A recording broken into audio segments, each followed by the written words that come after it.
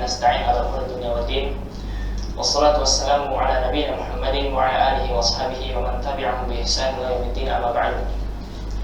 Kaum muslimin, ikhwatul iman, para pemirsa TV, Al-Quran TV, dan juga para pendengar setia Radio Suara Iman dimanapun Anda berada, rahimani wa rahimakumullahu jami'an. Segala puji kita panjatkan kehadirat Allah Subhanahu wa Ta'ala atas segala limpahan rahmat dan karunia-Nya, atas taufik dan inayahnya. Kita semua dapat berjumpa kembali pada renungan malam kali ini, edisi hari Jumat 18 Maret 2022 yang bertepatan dengan 15 Sya'ban 1443 Hijriah. Insyaallah seperti biasa kita akan melanjutkan kajian ilmiah kita dengan membahas kitab tafsir Al-Jalalain yang insyaallah akan dibimbing oleh ustaz kita Ustaz Al-Fadhil Ustaz Ahmad Sabit Hafizahullah Ta'ala. Alhamdulillah kita telah terhubung bersama beliau melalui studio Al-Quran TV di kota Sudah Indonesia. Dan insyaallah nantinya pada sesi yang berikutnya atau sesi interaktif, jika waktu mencukupi, kita akan membahas sesi interaktif, dan bagian yang bergabung bersama kami bisa langsung menghubungi kami di nomor telepon kami di nomor 31 371 atau melalui WhatsApp di 87 dan bagian yang mengirimkan pesan singkat berupa pertanyaan bisa melalui WhatsApp ataupun SMS di 87 3 kali 4 kali 846. Dan tanpa berlama-lama lagi, langsung saja kita persilakan kepada guru kita untuk menyampaikan materi. Kepada Ustaz, waktu dan tempat, falyatafadhal mashkuran ma'jura. Bismillahirrahmanirrahim. Assalamualaikum warahmatullahi wabarakatuh. Alhamdulillahirabbil alamin, wassalatu wassalamu ala asyrafil anbiya wal mursalin nabiyina Muhammadin wa ala alihi wa ashabihi ajma'in. Wala haula wala quwwata illa billahi rabbil alamin. Allahumma salli wa sallim wa barik ala nabiyyina Muhammad wa ala alihi wa ashabihi ajma'in. Wala haula wala quwwata illa billahi rabbil alamin, amma ba'd. Ikhwani wa akhwati, jamaah kaum muslimin, jamaah kaum muslimah yang semoga senantiasa dirahmati oleh Allah Subhanahu wa Ta'ala, para pemirsa Al-Furqan TV, Al-Iman TV, dimanapun kita berada, yang semoga senantiasa mendapatkan curahan rahmat Allah Subhanahu wa Ta'ala. Pada pertemuan yang kemarin telah kita belajar bersama tentang dialog antara Rasulullah Shallallahu Alaihi Wasallam dengan orang-orang Yahudi yang ada di zaman beliau. Mereka itu, isi dialognya secara umum adalah bahwasanya orang-orang Yahudi dan orang-orang Nasrani itu mengklaim bahwa agama mereka adalah agama yang lurus, agamanya Nabi Ibrahim alaihissalatu wassalam. Maka Allah Subhanahu wa Ta'ala mengatakan, bukan Yahudi, bukan Nasrani. Lawang Ibrahim itu loh ada sebelum adanya Yahudi, sebelum adanya Nasrani. Kemudian Allah Subhanahu wa Ta'ala melanjutkan pembahasan ini pada firman-Nya 137 dalam surat Al-Baqarah. Fa in amanu ay al-yahud wan nasara. Dan apabila mereka mau beriman, mereka itu adalah orang-orang Yahudi, orang-orang Nasrani. Mereka itu mau beriman bimithli, yani ma amantum bihi, bimithli dengan semisal, misal zaid, misal dalam ayat ini adalah tambahan. Tambahan dalam arti secara lafaz tambahan, tapi secara makna adalah untuk penguat. Sudah maklum dalam kaidah bahasa Arab, ziyadatul mabani ziyadah al-ma'ani. Tambahan lafaz atau huruf itu menambah makna. Bimithli ma amantum bihi, dengan semisal dengan apa yang kalian beriman kepadanya, faqadih tadau, maka mereka telah mendapatkan petunjuk. Jadi Allah Subhanahu wa Ta'ala mengatakan, kalau mereka orang-orang Yahudi, orang-orang Nasrani itu mau beriman kaya imannya kalian, wahai kaum muslimin, maka niscaya orang-orang Yahudi, orang Nasrani itu adalah orang-orang yang mendapatkan petunjuk. Tapi wa in tawallau, jika mereka itu berpaling, anil iman, dari keimanan, yani fa innama hum fi syiqaq, mereka itu dalam persengketaan, khilaf, yakni mereka dalam perselisihan ma'akum bersama kalian. Taib, fasayakfikahumullah, maka pasti Allah akan jaga engkau dari mereka wahai Muhammad. Dan ini satu ayat yang agung, bahwa Allah Subhanahu wa taala telah berjanji Allah bakal melindungi beliau dari mara bahaya yang datang dari mereka, orang-orang kafir, orang-orang Yahudi, orang-orang munafik, orang-orang musyrik. Fasayakfikahumullah, maka Allah Subhanahu wa taala pasti akan mencukupkan, yakni akan mencukupi kamu dari tipu daya mereka. Ya Muhammad, wahai Muhammad, syiqaqahum, pertentangan mereka. Wa huwas sami, dan Allah itu maha mendengar li aqwalihim, pada ucapan mereka. Al-alim, yang maha mengetahui bi ahwalihim, dengan amal, dengan kondisi mereka. Yani wa qad kafahu iyahum bi qatli Quraisy. Makanya Allah Subhanahu wa taala mencukupkan yani Rasulullah sallallahu alaihi wasallam dengan terbunuhnya orang-orang Quraisy. Wa nafyin nadhir, dan diusirnya Bani Nadhir. Wa dharbil jizyati alaihim, dan mengharuskan mereka membayar jizyah.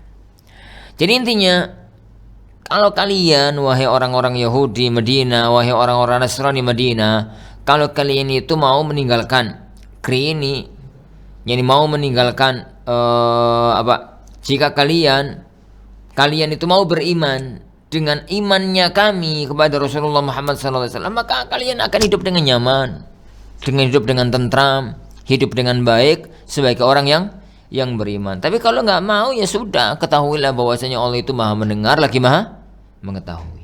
Nah, sibghatullah, yani celupannya Allah, keimanan yang ada pada diri kami itu sudah mendarah daging, sudah ibarat sibghah. Sibghatullah masdar muakkad li amanna, masdar yang menguatkan kata amanna. Wa nasabahu bi fi'lin muqaddar, dan nasabnya itu adalah karena fi'il yang ditakdirkan. Ai sabaghanallah, maknanya adalah Allah itu mencelup kami, nata diri kami. Al muradu biha, yang dimaksudkan di sini adalah dinuhu, agamanya. Alladzi fataran nasa alaih, yang mana Allah Subhanahu wa taala menciptakan manusia padanya.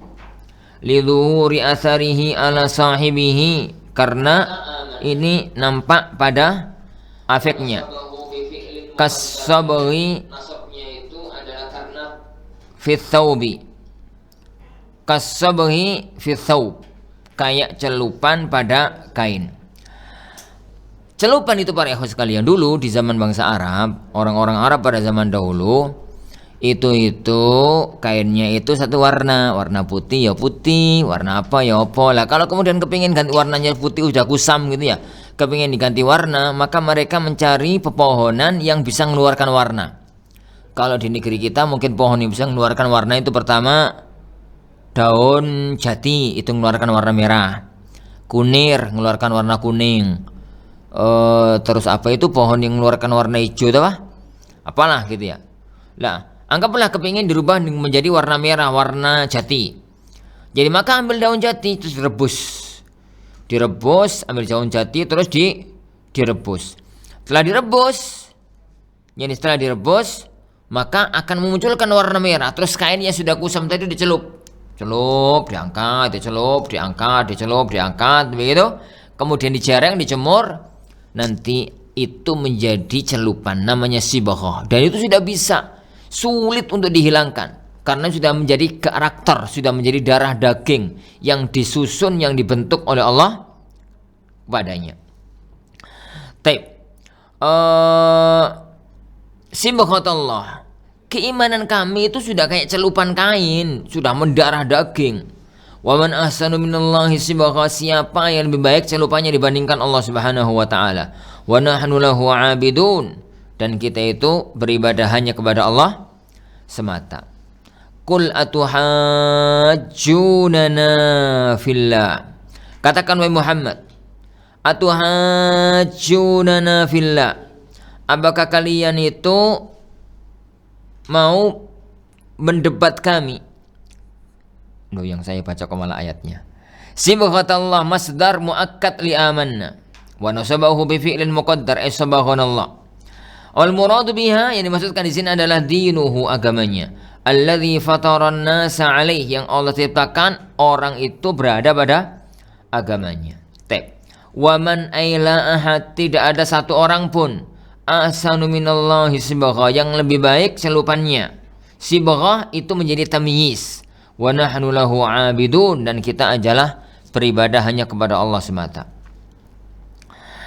Qala al-yahudu lil muslimin, berkatalah orang-orang Yahudi kepada kaum muslimin, nahnu ahlul kitabil awal, kita ini adalah pemegang kitab suci yang pertama di zaman Nabi Musa. Wa qiblatuna aqdam, dan kiblat kita, kiblat ke Baitul Maqdis itu lebih dahulu. Walam takunil anbiya'u minal Arab, dan belum pernah ada nabi itu dari bangsa Arab. Walau kana Muhammadun nabiyya lakana minna, seandainya Muhammad itu benar-benar nabi, pasti itu dari golongan kami, nggak mungkin dari bangsa Arab. Itu klaimnya orang-orang Yahudi. Mereka saking dengkinya, saking hasadnya, kok iso nabi akhir zaman dari bangsa Arab. Mereka ngarep itu adalah dari bangsa Bani Israel, orang-orang Yahudi. Taib. Maka turunlah firman Allah Subhanahu wa taala, "Qul," katakan wahai Muhammad, lahum, kepada mereka, "Atuhajjunana," apakah mereka mau berhujjah dengan kami, berdalil dengan kami? "Tukhasimunana," kalian itu mau berdebat dengan kami. "Fillahi," di jalan Allah. "Anistafa nabiyyan minal Arab," bagaimana mungkin Allah itu kok memilih seorang nabi dari bangsa Arab. "Wa huwa rabbuna wa rabbukum," dan Allah adalah Tuhan kita, Tuhan kalian. "Walahu an yastafi min ibadihi man yasha," dan Allah berhak memilih di antara hambanya siapa yang Allah kehendaki. "Walana a'maluna," nanti kita akan mempertanggungjawabkan amal kita masing-masing. "Nujasa biha," kita akan dibalas. "Walakum a'malukum," dan kalian akan mempertanggungjawabkan amal kalian masing-masing. "Tujazawna biha," dengan ini kalian nanti akan diberi balasan. "Fala yab'udu an yakuna fi a'malina ma nastahiqqu bihil ikram," maka tidak jauh kalau kemudian dalam amal-amal kita itu ada yang mengharuskan dapat kemuliaan. "Wa nahnu lahu mukhlisun," dan kami itu ikhlas hanya kepadanya. "Ad-din al-amal wal amal dunakum fanahnu aula bil istifa," agama dan amal itu urusan kalian. Nahnu, kami lebih berhak yakni untuk dipilih. Wal hamzah lil istinkar, hamzah untuk mengingkari. Wal jumalus thalath ahwal, dan jumlahnya ada 3 kondisi. Intinya, jadi mereka itu mengatakan semacam ini. Dijawab oleh Allah Subhanahu wa taala, "Loh, sampeyan itu piye toh? Apakah kalian itu mau membantah jika kemudian Allah berkehendak nabi itu dari kalangan bangsa Arab? Kenapa kemudian diprotes? Bisa jadi dulu memang para nabi itu dari kalangan Bani Israel banyak, kemudian sekarang dijadikan oleh Allah Subhanahu wa taala dari kalangan bangsa Arab. Nah, bal ayakulun, ataukah apakah kalian itu mengatakan bil ba'i wat ta, bil ya'i wat ta, dengan ya ay yakulun. Kalau ta takulun, kalau ya itu mereka berkata, kalau ta itu kalian berkata. "Inna Ibrahim," sungguhnya Nabi Ibrahim, "wa Ismail," dan Ismail, "wa Ishaq," dan Ishaq, "wal Yaqub," dan Yaqub, "wal Asbat," dan Asbat adalah anak keturunannya Isa. "Kanu hudan aw nasara," mereka adalah orang-orang Yahudi, mereka adalah orang-orang Nasrani. "Kullahum," katakan untuk mereka, "a antum a'lamu amillah," apakah kalian lebih tahu dibandingkan dengan Allah Subhanahu wa taala? Maknanya, apakah kalian itu tahu? Jadi apakah kalian itu lebih tahu tentang ini semua, ataukah Allah yang lebih tahu? Jadi ataukah Allah Subhanahu wa taala yang lebih tahu? Kenapa? Hukum asalnya mereka itu sangat gak serak, sangat gak setuju kalau kemudian nabi itu dari kalangan bangsa Arab. Makanya Allah Subhanahu wa taala mengatakan, terus urusannya opo? Dan kalau kalian gak setuju nabi itu dari kalangan bangsa Arab, Allah itu memilih siapapun yang Allah kehendaki. "Wa nahnu lahu mukhlisun," dan kita itu akan ikhlas hanya kepada Allah Subhanahu wa taala semata. "Ad-din wal Subhanahu wa taala. Nah, Allah Subhanahu wa taala mengatakan yani inna Ibrahim, sungguhnya Nabi Ibrahim, wa Ismail dan Ismail, Ishak, Yakub, asbat anak keturunannya Yakub. Kanu, kalian itu mengatakan bahwasanya mereka semua adalah orang-orang Yahudi, au Nasara atau orang-orang Nasrani. Kul, katakanlah lahum kepada mereka, a antum a'lamu amillah. Ai Allahu alam, Allah pasti lebih tahu. Wa qad barra'a minhuma Ibrahim, dan Allah telah membebaskan Nabi Ibrahim dari keduanya. Maksudnya kata Allah, Nabi Ibrahim itu bukan Yahudi, Nabi Ibrahim itu bukan Nasrani. Biqaulihi, tatkala Allah berfirman, ma kana Ibrahimu Yahudiyyan wala Nasraniyya. Nabi Ibrahim itu enggak Yahudi, enggak Nasrani. Wal madhkurun ma'ahu tabaun lahum, dan semua yang disebut itu adalah ikut Ibrahim, sama dari Ismail, Ishak, Yakub, asbat gitu. Karena semua keturunan Nabi Ibrahim. Wa man adzlamu mimman katama, dan siapa yang lebih benci, tidak ada yang lebih benci dibandingkan orang yang menyembunyikan, ai akhfa, menyembunyikan anin nas, dari manusia, syahadatan indahu, persaksian di sisinya, kainah minallah, yang datang dari Allah Subhanahu wa taala. Ai la ahada adzlam minhu, tidak ada seorang pun yang lebih zalim dibandingkan dengan orang-orang yang menyembunyikan perjanjian dengan Allah Subhanahu wa taala. Wa humul yahudu, dan mereka adalah orang-orang Yahudi yang kata musyahadatullah, persaksian Allah, fit Taurat, dalam Taurat dan Injil, ini dan Injil tentang agama Allah yang lurus. Wa mallahu bighafilin amma ta'malun, dan Allah Subhanahu wa taala tidak akan lalai dari apa yang mereka kerjakan. Allah Subhanahu wa taala tidak akan lalai dari apa yang mereka kerjakan. Kemudian Allah menutup pembahasan ini dengan firman-Nya, tilka ummatun qad khalat. Umat itu telah berlalu.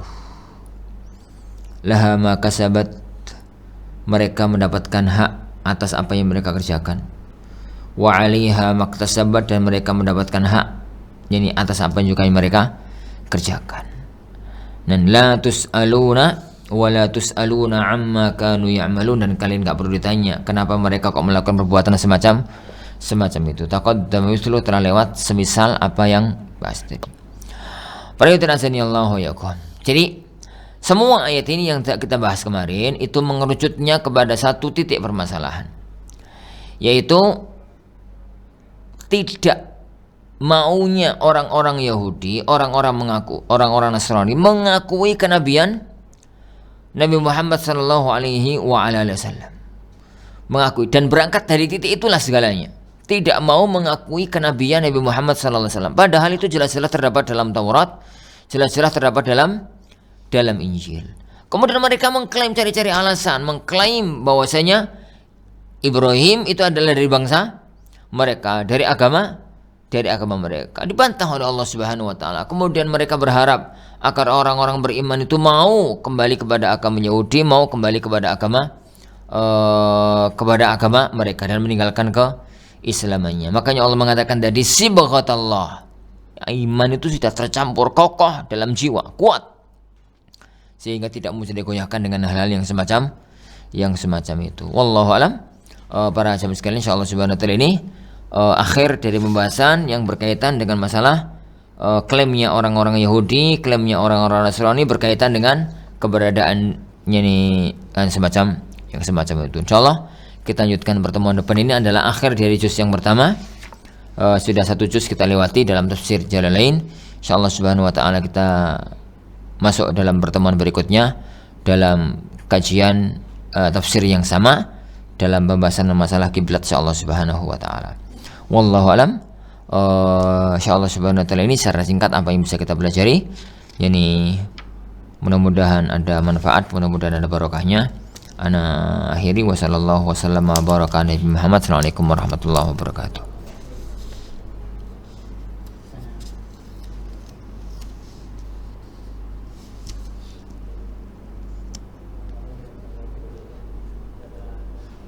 Sampaikan Ustaz kita, Ustaz Ahmad Sabiq Al-Sihafidhullah ta'ala, terkait tafsir Quran Surah Al-Baqarah ayat yang 137 sampai ayat yang ke-140.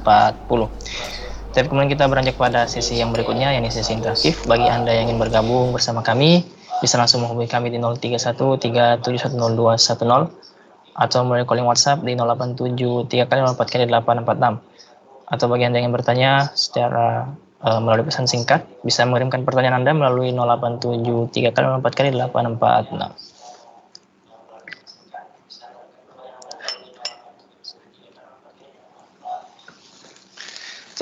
Akan kami bacakan terlebih dahulu pesan atau pertanyaan yang masuk melalui pesan singkat. Assalamualaikum Ustadz. Ahlul kitab yang dibolehkan untuk dinikahi itu yang seperti apa Ustadz ciri-cirinya? Soalnya saya sering mendengar Ustadz mengatakan hal itu boleh, akan tetapi saya belum menemukan perinciannya. Silakan Ustadz.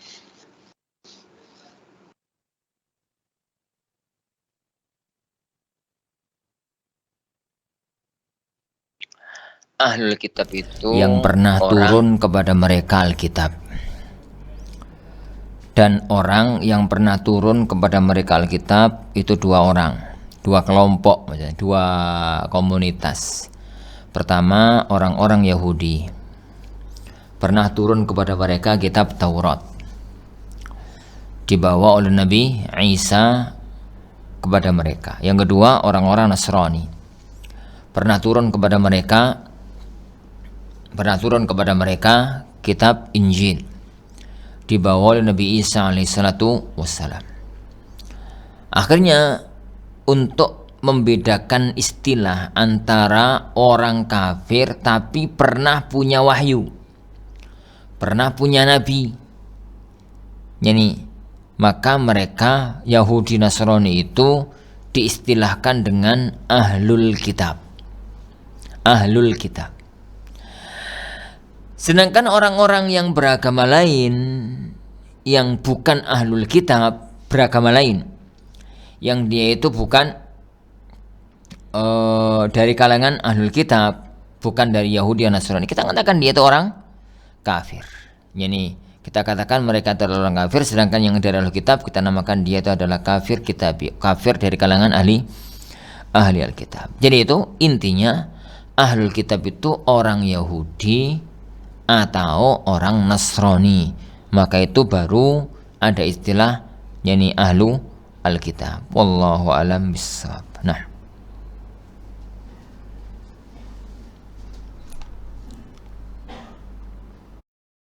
jawaban yang telah diberikan, kembali kami mengajak para pemirsa dan juga para pendengar, bagi Anda yang bergabung bersama kami bisa langsung menghubungi kami melalui layanan telepon kami di 031 3710210 atau melalui calling WhatsApp di 0873 kali 04 kali 846.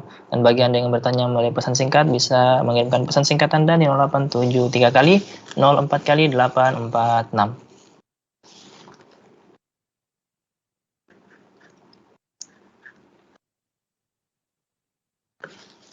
Saya mungkin kembali kami bacakan pertanyaan yang masuk melalui pesan singkat. Assalamualaikum Ustadz, bagaimana hukum sholat berjamaah di masjid Ustadz? Apakah di dalamnya ada khilaf? Saya melihat teman saya jarang sholat di masjid, padahal secara ilmu dia termasuk yang memiliki ilmu. Terima kasih Ustadz. Silakan Ustadz.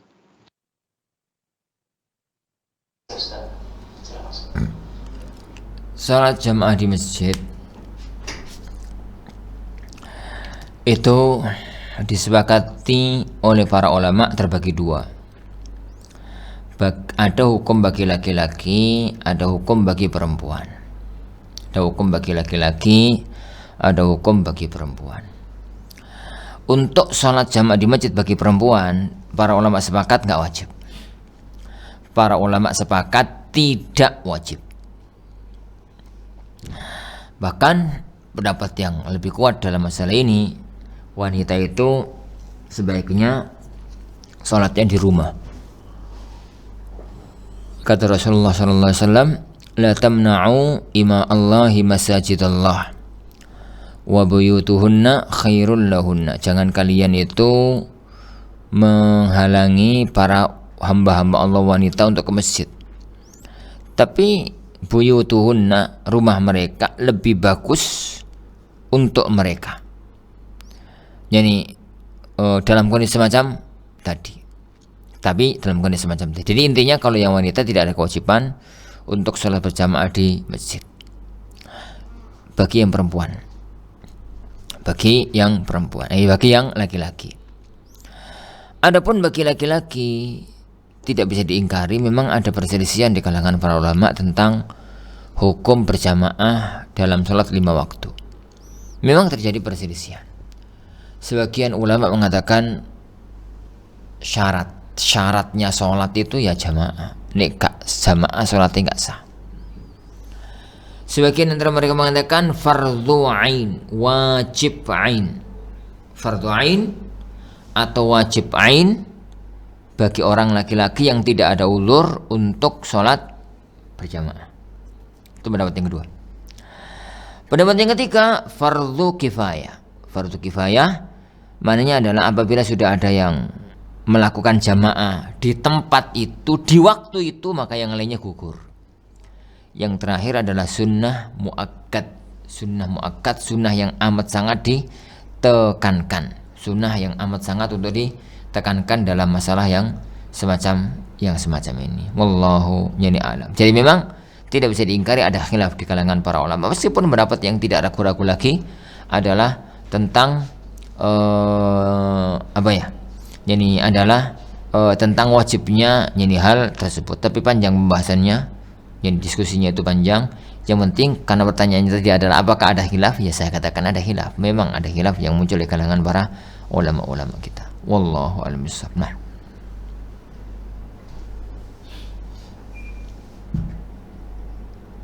kalau khair atas jawaban yang telah diberikan, kembali kami membuka kesempatan dan sekaligus mengajak para pemirsa untuk bergabung bersama kami. Bisa langsung menghubungi kami di 031 3710210 atau melalui calling WhatsApp di 087 3 kali 04 kali 846.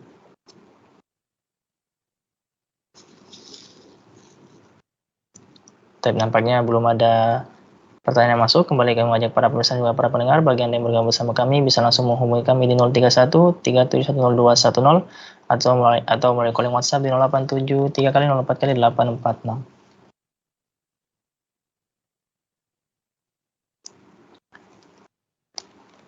Baik, mungkin insya Allah pertanyaan tadi menjadi akhir daripada sesi interaktif kita pada malam hari ini. Dan sebelum kita menutup majelis kita memberikan kesempatan kembali kepada Ustadz untuk menyampaikan talkhis atau kesimpulan terkait materi yang telah disampaikan pada sesi pertama tadi. Kepada Ustadz, falyatafadhal masykuran ma'juran. Alhamdulillah, para ikhwah dan jamaah sekalian, kita sampai di ujung acara. Pembahasan yang telah kita bahas adalah lanjutan dari kajian yang berikutnya atau yang sebelumnya. Intinya adalah klaimnya orang-orang Yahudi, orang-orang Nasrani mengklaim bahwasanya agama mereka lah yang benar dengan berbagai macam alasan. Salah satu di antara alasan yang mereka ungkapkan adalah Ibrahim itu adalah orang Yahudi atau orang Nasrani, dan itu mustahil. Yani karena nggak mungkin, karena Nabi Ibrahim itu, karena Nabi Ibrahim alaihissalam itu ada sebelum Yahudi, sebelum Nasrani. Maka kita punya kewajiban untuk meyakini keyakinan dengan pasti, apa yang datang dari Rasulullah Muhammad sallallahu alaihi wasallam yang berkaitan dengan hal-hal yang semacam itu. Insyaallah subhanahu wa ta'ala ini yang kita pelajari, mudah-mudahan ada barokah, mudah-mudahan ada manfaatnya. Kita akhiri majelis kita. Subhanakallahumma wa bihamdika asyhadu an la ilaha illa anta astaghfiruka wa atubu ilaik. Assalamualaikum warahmatullahi wabarakatuh.